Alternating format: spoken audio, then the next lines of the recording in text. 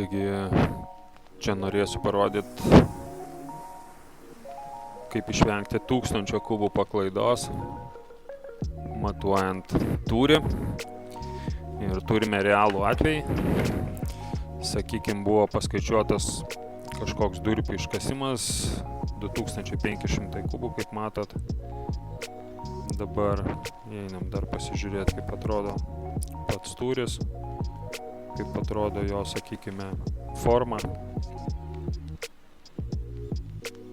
iš ko gavosi. Paklaida, apie kurią aš kalbu, ta 1000 kubų, jinai gavosi iš to, kad sukuriant paviršių nebuvo nurodytos dugno ribos. Dabar čia matote, dugno riba iš tikrųjų, pati dugno riba reali, taip kaip jie atrodo, atitinka va šitą raudoną liniją. Tačiau paviršius dugno yra sukurtas.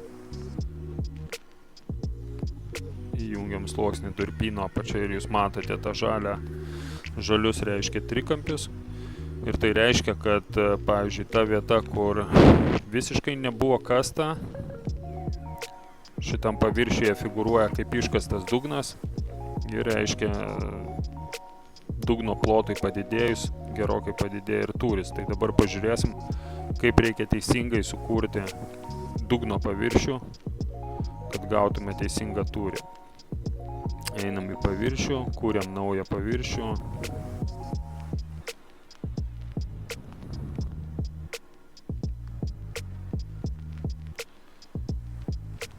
Taip, taškai, rinktis iš lentelės, parenkam pagal kodą.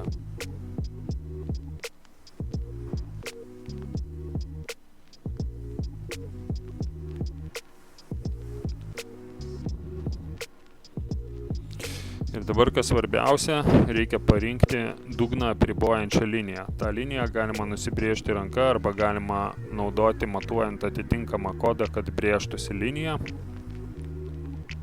Tai dabar spaudžiame ribos, pažymėme tą raudoną liniją tiesiog, kurią aš jau nubrėžiau, spaudžiam saugot. Ir dabar pasižiūrim,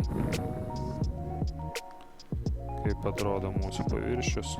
Kaip matot, jau jisai yra visai kitokios formos negu prieš tai matytas.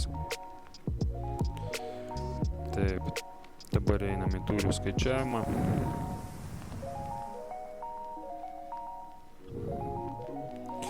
Paviršius. Taip, durpės viršus, kitas dugnas sandrius. Pavadinam tūris 2.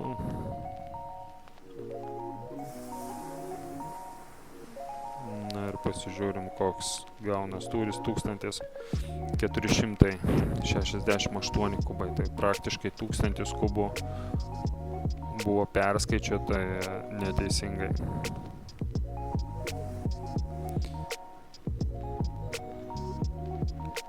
Taigi galime dabar išjungti neteisingai atvaizduojamą paviršių, kuris yra durpyno apačia 0112, ir tada lieka įjungtas dugnas sandris, kuris yra teisingas paviršius, apribotas tą išorinę dugno liniją. Tai reikia turėti omeny šitos dalykus skaičiuojant tūrius. Tai tiek.